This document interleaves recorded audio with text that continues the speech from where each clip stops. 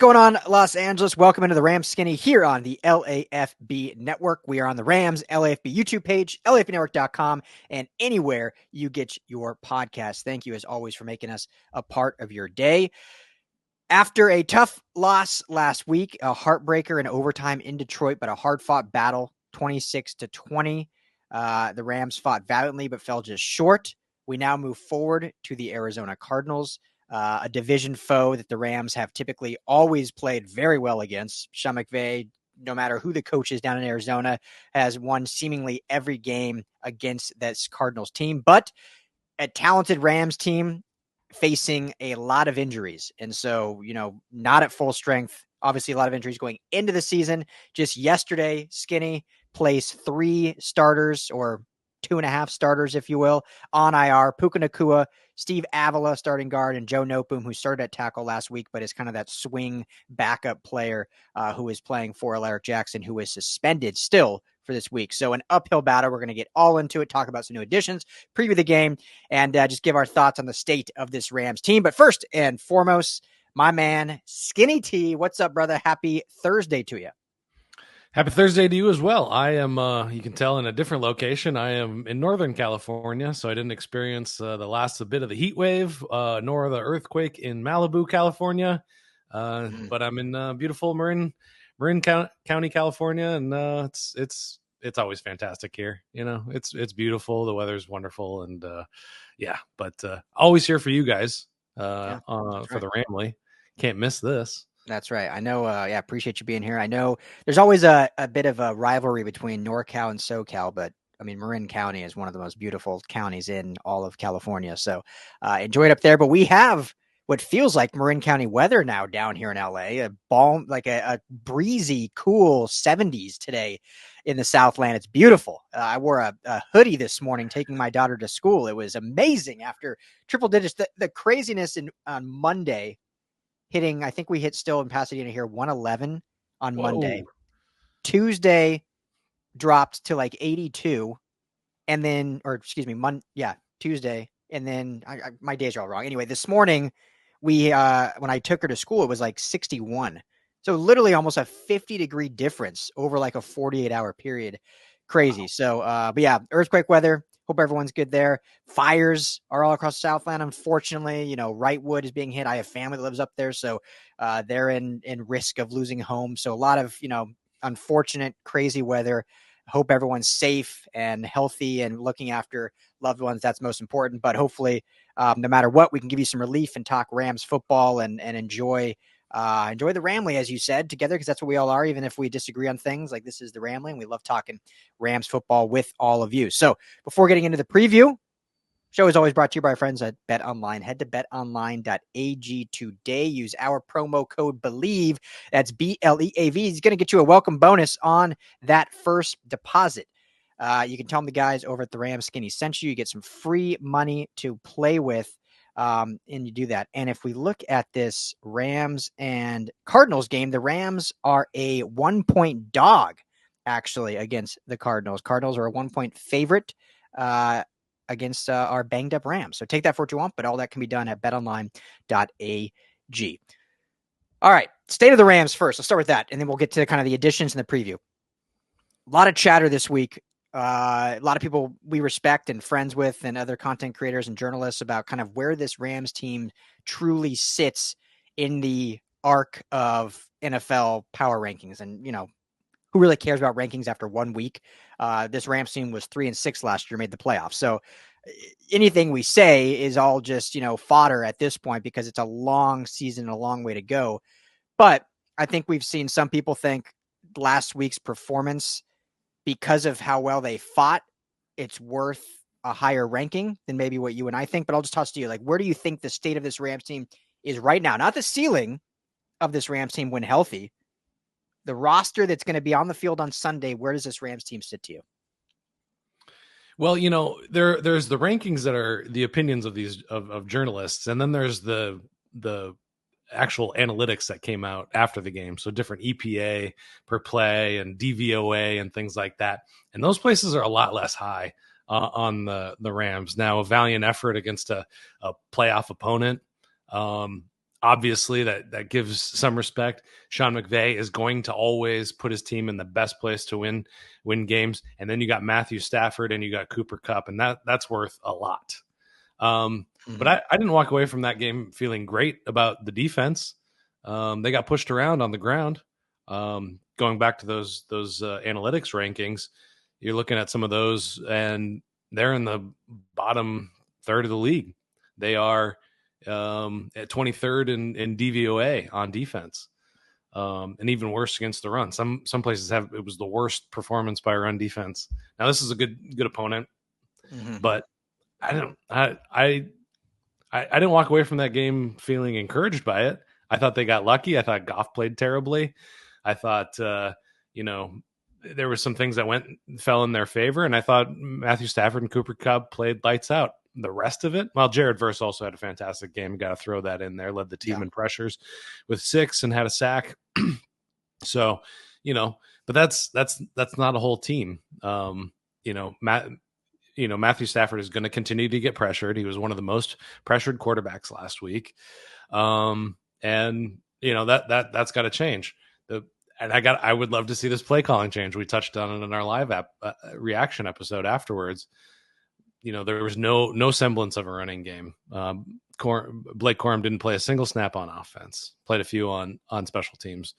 So I got tons and tons of questions, and this is a much easier opponent. They put up 28 points against the Buffalo Bills, but one of them was a special teams return. Another one was a defensive touchdown. So their offense isn't humming, and their defense isn't as formidable, certainly, as what they saw against the Lions. So, I mean, we'll get to predictions after that, but what are your thoughts on where they stand?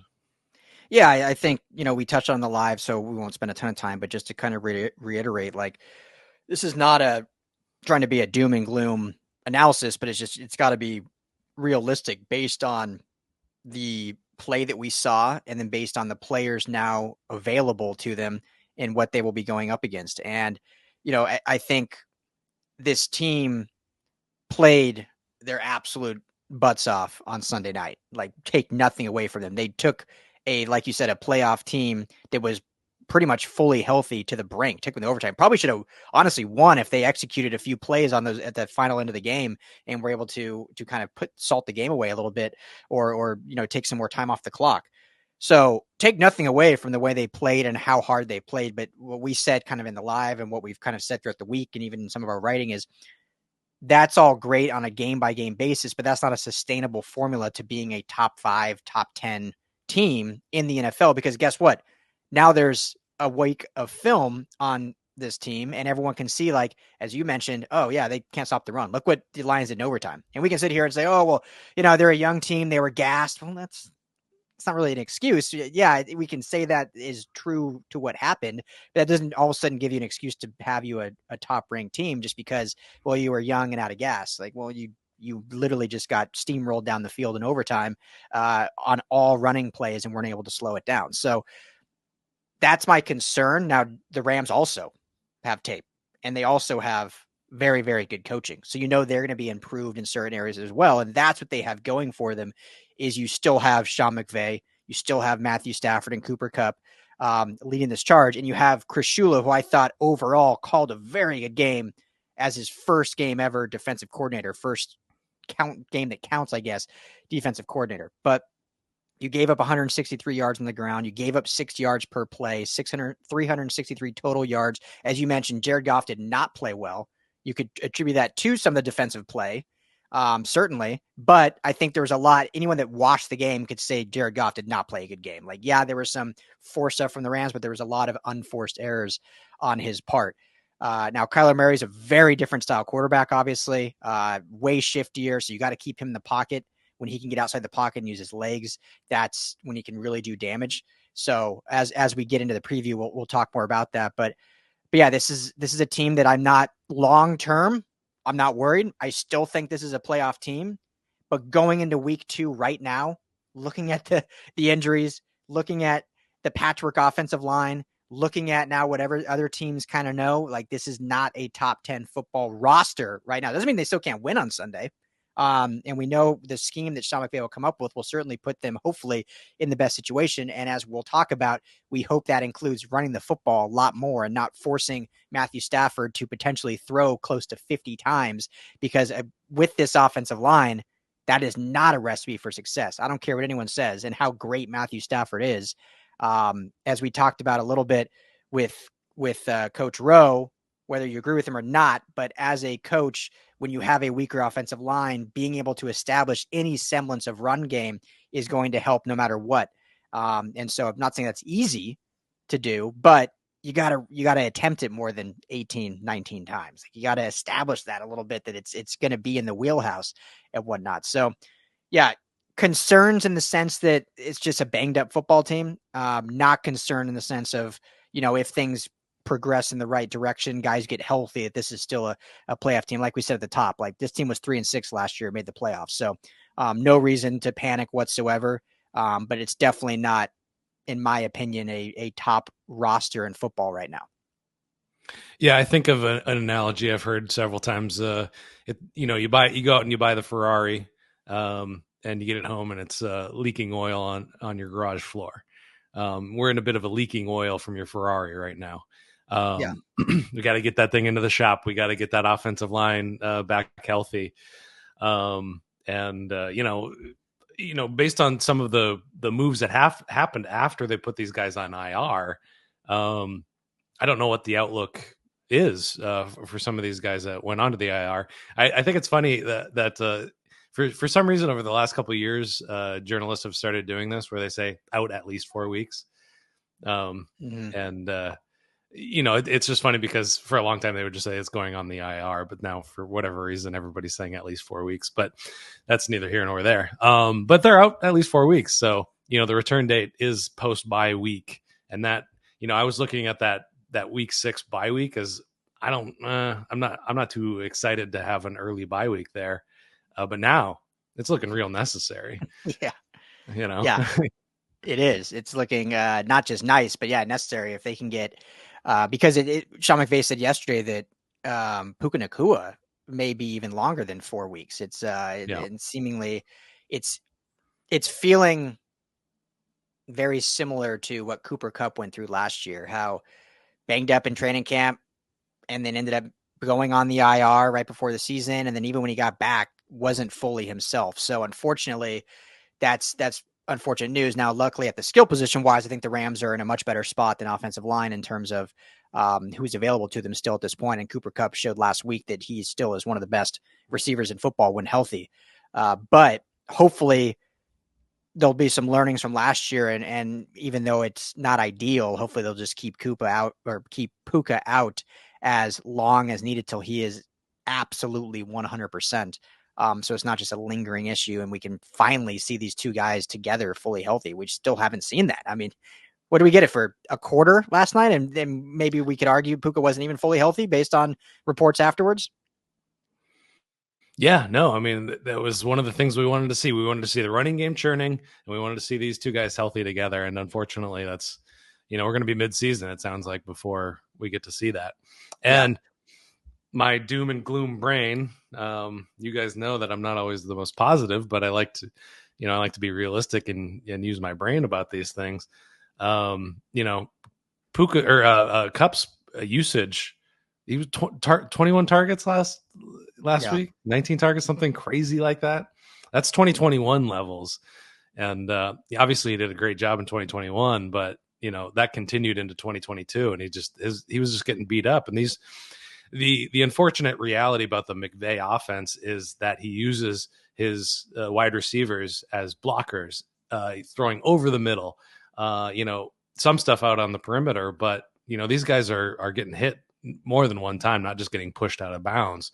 So the wear and tear on their bodies always concerns me, always has with Puka, now with Kupp as well. So I'm not even gonna speak it. I'm not gonna manifest it, but I'm just saying the usage is high.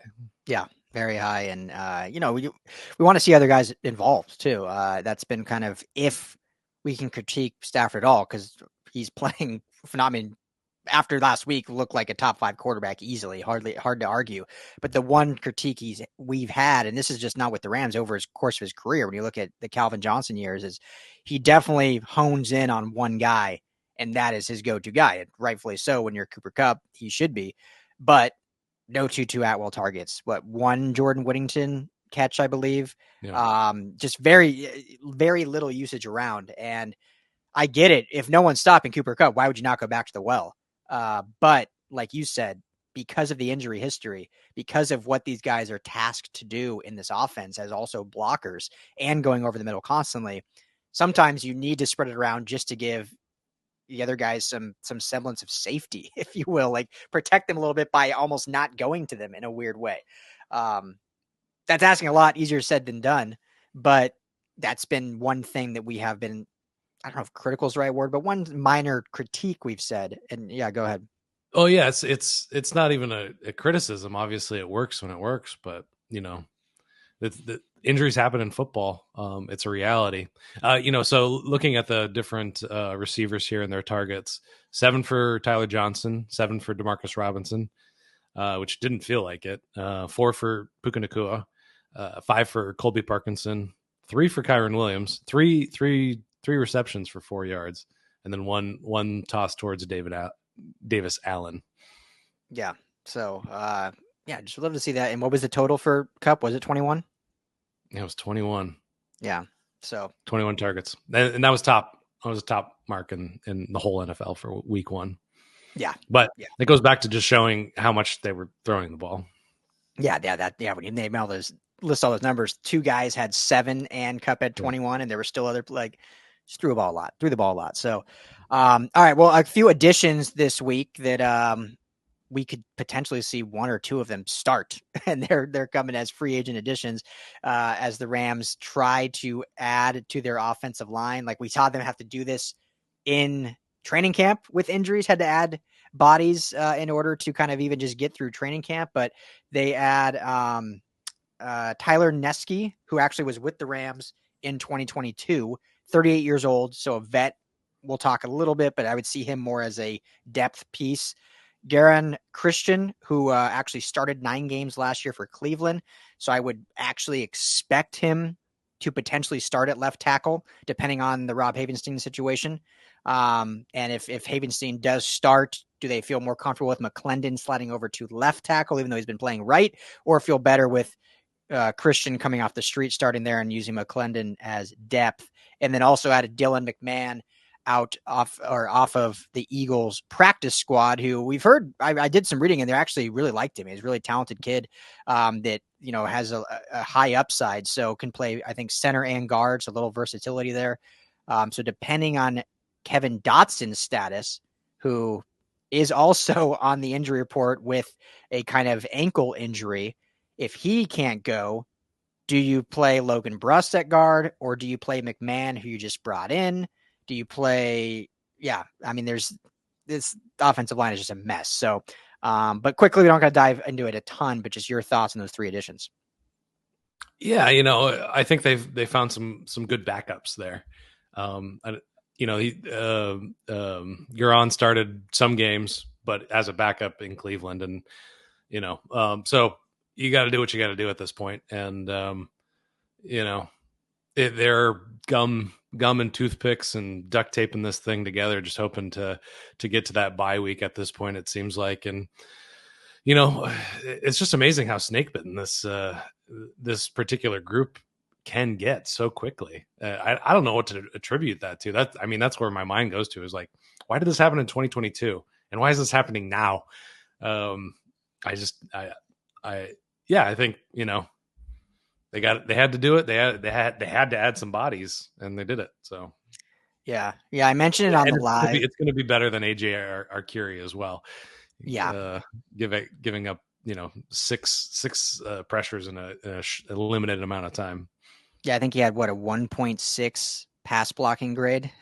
Yikes. I'm pretty sure. Yeah, that's going against Max Crosby, so it wasn't well. Aiden Hutchinson, you mean? But yeah. Other white pass rusher. So other LA opponent as well. Other LA. Yeah, Max Crosby playing the Chargers, but Yeah, we'll see how it goes. It's you never want to go into a week with starting someone that you added a day ago.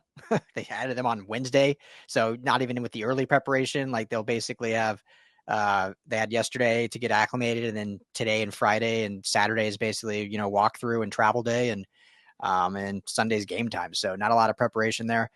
I would hope, and we'll get to. I know there was a big defensive acquisition, so we'll get to that in a minute. But I would again I want to keep saying this. I know it's obvious, but Sean McVay is a damn smart offensive genius and an offensive play caller, even though we do think he's a little stubborn at times, but he knows better than me. But if it was me, like you brought in Colby Parkinson, I know they targeted him 5 times last week, but he was brought in mostly for his pass block or his blocking tight end ability in the run game and the pass game. And so I think you got to go, especially with Puka Nacua out now, you got to go heavier on these tight end sets. And if Rob Havenstein's a go, and if Kevin Dotson's a go, clearly the right side of your offensive line is your strength, because the left side, you're going all bang from center on over.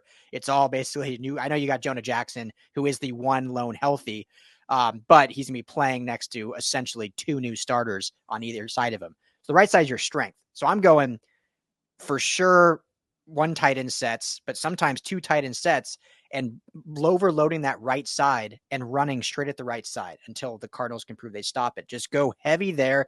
And then if even in the pass game, we're going to the right side, you got to play to your strength there. And if those guys are healthy, those are your strength. Now, if Havenstein's out again and you're starting McClendon, who at least has some experience, I probably would still do the same. But then maybe you get creative with, okay, what are we doing with Jonah Jackson and whatnot? But the hope would be if you get Havenstein there, you double up on that right side, use Colby Parkinson as the great blocker that he is, and just run counters and powers all day to the right side. And then even when you're passing, kind of you're eluding that right side and getting the ball out quickly, because those left side blitzes, those blind side blitzes, regardless if we know it's not going to be a Curie, he was moved to the practice squad, but if it's one of the new guys or not, tough sledding coming from that left side. So I think everything's got to be funneled to the right. Yeah, no, I tend to agree with you there. The question is, we saw some 12 personnel being played at training camp, and there was some rumors that there was going to be some of that worked in there. I don't remember seeing any two tight end sets, but there's the there's a practice element to that. All summer they've been practicing 11 personnel, and basically for the last 8 years, practicing that. But they got to have those plays somewhere, I suppose. Yeah, exactly. And I know it was said and it was obvious, but McVay said it after the game that they were basically re-game planning on the fly against Detroit, and so you can't fault them for what they had to do and had to get done, and still played a hell of a game and brought it to overtime. When you lose that many players in game, that's obviously not in the script, and you got to go off script and plan things. Go ahead. When he said that he kept Blake Corum out because of the offensive line injuries, and I think what that translates to me is Kyren Williams is the better person in the blocking schemes, because it was required of them to have to block, and it took him even some time to kind of get up to speed on the Rams. So I think probably Blake Corum is not quite there yet on that facet. Yeah, which makes sense, and they probably even have certain. I know we've talked all summer about like they drafted him so they didn't have to have specific plays because they have the same skill set, but it's still a rookie. They probably have certain play designs that are set up for him, so he's not having to overthink things. And when you're changing things on the fly, that would make sense. So hopefully they'll have some semblance of a game plan that can stay intact because of the group that's out there on Sunday. They don't have to redistribute everything. So looking at the defense, Cobie Durant gets a little banged up. He's probably going to be on the injury report, but we haven't heard if he's in or out for the game. It seems like trending towards playing, but the Rams did go out and add a familiar face at this point of this recording, added to the practice squad, so don't know if he'll be called up or not. But Akhello Witherspoon back in horns. Up and down season last year, but overall, I thought a really good acquisition for what they got for him and what they paid for him. And I thought played well overall. Again, bit of a roller coaster, but he was one of their strongest, corners, I think, last year. So made a lot of sense. Them bringing him back took longer than I think a lot of people expected because there was mutual interest, but he is back in horns. Your thoughts on him, and do you think he'll end up being on the active roster come Sunday? I got to assume so. You're looking at this roster. You got Tre'Davious White, who is just a injury risk. I think Quentin Lake was probably their strongest defensive back last week. Cobie Durant, as you said, on the injury report. And then after that, you're looking at a handful of undrafted free agents. Josh Wallace, Charles Woods. Russ Yeast can play some corner as well, but definitely not an every down guy you're gonna want up. If Marvin Harrison Jr. is on the field. So yeah, smart. You got to have these guys. You can't have too many defensive backs. And again, this is a group that's getting banged up. So smart. He's familiar with the defense. He's familiar with Chris Shula and vice versa. So I think, again, a good smart move they had to make. Yeah, when you look at this Cardinals offense, the Rams get a bit of a break in the sense that, it's not in terms of just talent on paper. Now they can do some really nice things. And obviously with Kyler Murray, they're always a threat in the passing game, but they don't necessarily have the talent that say the Lions they had to go up against last week. And so with the kind of banged up secondary, they get a little bit of a break. Marvin Harrison Jr., a highly touted rookie, only one catch last week. And so as a rookie, he'll get more involved in the game plan, obviously. And so he's the big name to watch out for. But Michael Wilson, Greg Dortch, these are not like big name talent players that you have to really worry for. Obviously, they're NFL players. Anyone can beat you. The one I would be most worried about would be Trey McBride, the tight end, former Colorado State Ram, one of the schools I wanted to go to back when I was in high school in Colorado. But McBride, I think, had a solid game, and he's another solid tight end option. As the Rams, I thought, played pretty well against Sam Laporta last week. So certainly that's what to look for, but I think they get a bit of a break, and this secondary, I think, can certainly play well. And then, yeah, I would agree with you. I don't see how Akhello Witherspoon is not on the active roster come game day. Maybe he doesn't start right out the gate. But seeing as he knows the overall defensive system, obviously it's a little different with Shula versus Raheem Morris, but it's a lot of similarities.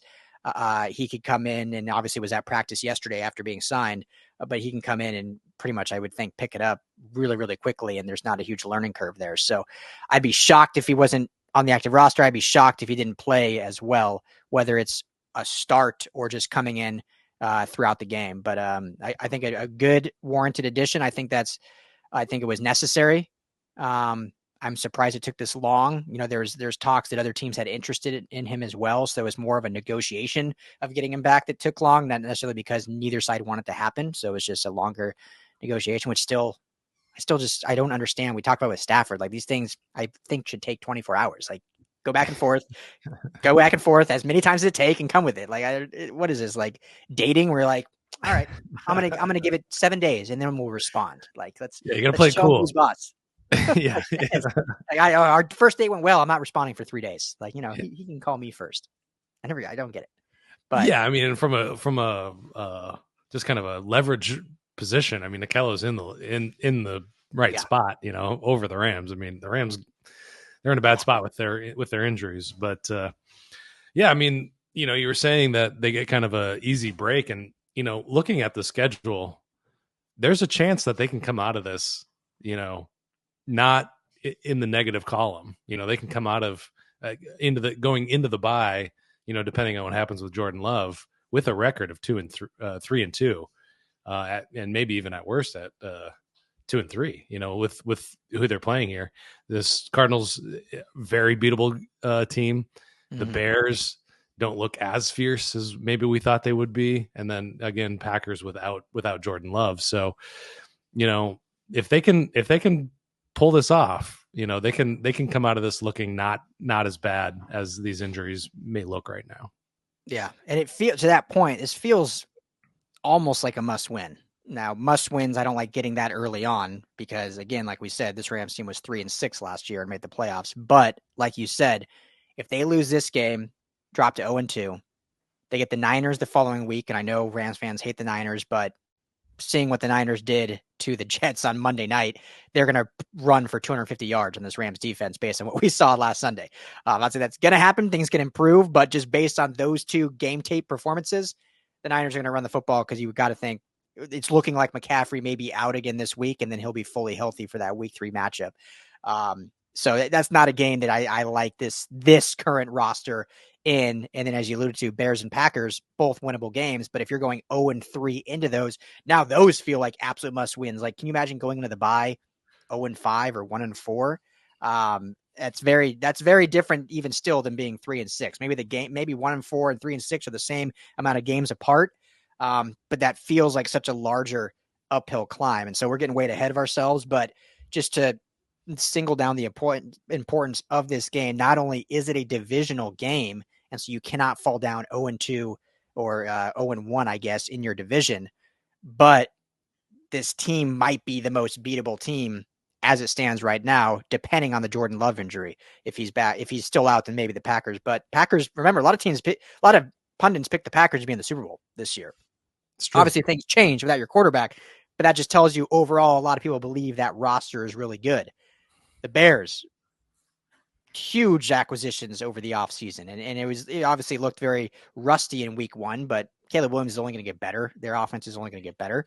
So this Cardinals team for sure is their most winnable game. It's unfortunate they're going up against it shorthanded, but because of the coach they have, because of the quarterback they have, they can beat anyone any given Sunday. It's just a matter of how they can outlast and outwit their opponents because of these injuries. And it's the NFL.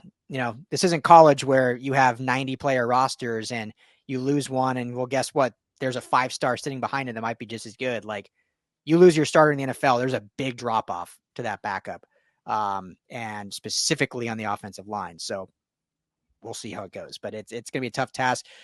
Just ending kind of with the preview a little bit, like, how do you feel about this defense going up against this Cardinals offense, specifically, in the run game, when you look at James Conner being kind of that real dominant back touchdown vulture? Like, how do you feel they can stop him in this rush offense?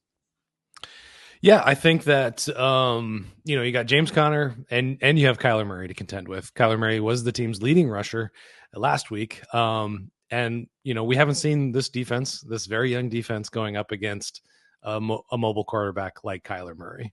So that's my main concern is, the Lions ran up the gut. They just punished the smaller defensive linemen that way. Now you're kind of worrying about the edges as well.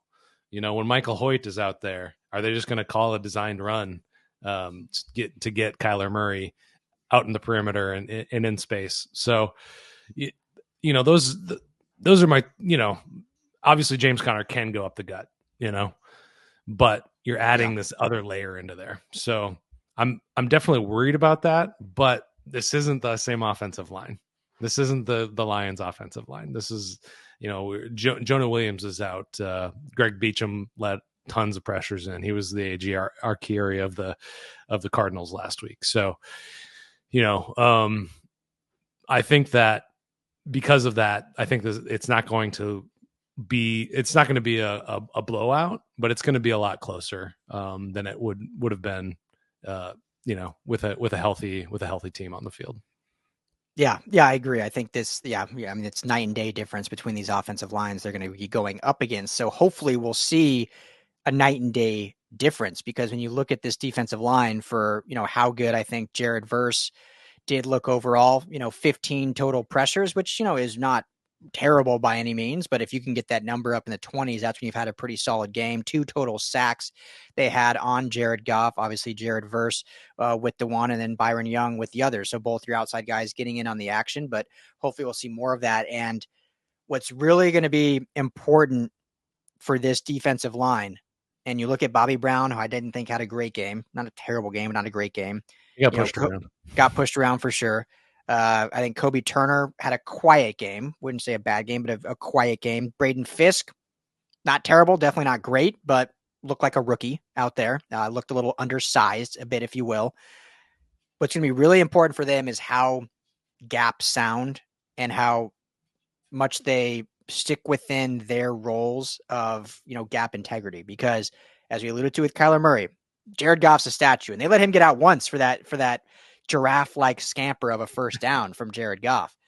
Kyler Murray will do that to you all day if you let him get out. So just because, let's just say, just if Verse and Young have great around the edge presence, if those guys in the middle are not sound and there's gaps, Murray's going to run up the middle all day long for first downs or to extend plays. And so it's going to be real important that if Verse and Young's roles are crashing on the outside, that the interior guys are keeping Murray and allowing the whole pocket to collapse on him. Because if they leave those gaps open in the middle, he's going to beat them all day, just gashing him up the middle. And obviously, if they do in the draw game with James Conner, they'll expose that and just in rush lanes in general. So this defensive line, to me, has the most important job, as they usually do in most games. But containing Murray, keeping him in the pocket, not letting him get through rush lanes in the center of the line, because I truly believe Verse and Young will have good games. I think they're better than the tackles they'll go up against, but it's the interior guys, how they're able to contain Murray and keep him there and not just, allow him to leak through the middle when the rush is crashing down the outside. Yeah. And I think of that Byron Young sack, the beautiful stunt. It was just so nice. It was so nice. Gorgeous. But per Cody Alexander, who does the Match Quarters Substack, which is fantastic. If you guys want to know anything about defense, he's got all the answers there. Go check that out for sure. He calculated that over 50% of the time they were running stunts, which does sometimes leave those edges open, but it does clog up the running lanes there. Yeah. And that was the highest rate in the NFL. And that may have just been the game plan for the Lions because their offensive line is so super dominant. But I'm just curious how that's all going to work out. Are they going to continue to try to stunt into the middle, move your outside linebacker, pull him around? It's like a pulling guard or something like that for those who don't know what a stunt is. But so just something interesting to watch there is, are they setting the edge and are they able to keep that sound as well while also gap sound? As bad as this Cardinals team is sometimes, they're pretty feisty in a lot of ways, and they figured out how to put 28 points up on the Buffalo Bills, and there's some luck involved with that. There's some variance involved in that, but sometimes you create that chaos. Mm-hmm. Yeah, I mean, they were winning for a lot of that game. They probably, in some regards, could have won that game in Buffalo. So certainly, and it's a divisional game, so never a slouch, even though the Rams have had their number.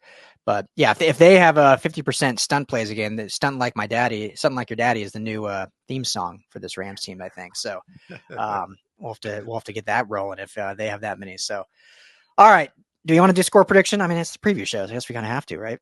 Yeah, definitely. Yeah. So, like I said, Arizona is a 1-point favorite right now at home against the Rams. What's your score prediction? The Rams get in the win column, or do they have to go into that week 3 matchup 0-2? I think they get there. I think they get into the win column. I think this is a 24-23 win. Love it. Yeah, it's going to be they're going to have to battle with the same intensity as they were last week, because whether people want to hear it or not, they are outmanned right now. But just because of the level of coaching, because of the level of what Matthew Stafford is, I do think they are able to get it done. I think the defense will improve in terms of the run game. So as long as they come out with that same intensity, because they're not going to win this game on just talent and scheme. It's going to have to be a dogfight. They claw to the very end like they did against Detroit. But I do think they get the win. I think, like I said, this is almost a must win in week 2, which is so crazy to say, but it's based on how the schedule goes. So I'm going to go a little low scoring affair. 26-20 was the Lions' final score. I think I'm going to go 20-17. Rams win by 3. Nice. And just to give everybody the facts on Sean McVay's record against the Arizona Cardinals, the Cardinals have won 3 games since 2016 against these Los Angeles Rams. Pretty good. Is that good? I think that's good. That's real good. Yeah. But you're right. Jonathan Gannon, scrappy team since he's been there in Arizona now. So they were a lot better last year than I think they expected, and we'll see how this year goes. But well, there you have it. So we both have the Rams winning, moving back to, we both had them losing last week. We wanted them to be proven. No, I had them pulling it out. We did have them winning. You're right. Yeah, I had them losing. But we both have them winning this week. So hopefully they get back to 1-0 or 1-1, 1-0 on the week. But we will be live after the game It's a 1:00 game, so 4:30, 5:00 we'll do live, and then should be back like normal on Monday. And then, our normal Thursday show. So thank you all for hanging out with us. As always, please leave your comments, your thoughts on where this team is, how high they can go, and how they can kind of survive this slate until they get these key starters back from the IR. Obviously, also Alaric Jackson will be back next week against the Niners. He was a little bit banged up in camp, but I'm guessing with the suspension, being able to sit out, he should be fully healthy, just resting those loins. So should be good there, but we'll talk about that at another time. So leave us your comments. Rams LAFB is the YouTube channel. Please hit that like and subscribe button. It helps us out immensely. LAFBnetwork.com to check out all of our Rams content, all of our Rams articles, plus our podcast lives right there as well. Anywhere you get your podcast, just search Rams Skinny. And on Twitter, at RL Anderson LAFB, at Ryan Dyer LAFB, or at LAFB Network is our main account. For Skinny T, I'm Ryan Dyer. Thank you all. Have a blessed weekend. Enjoy the game. Let's all hang out, talk on Sunday, and hopefully root on a Rams win.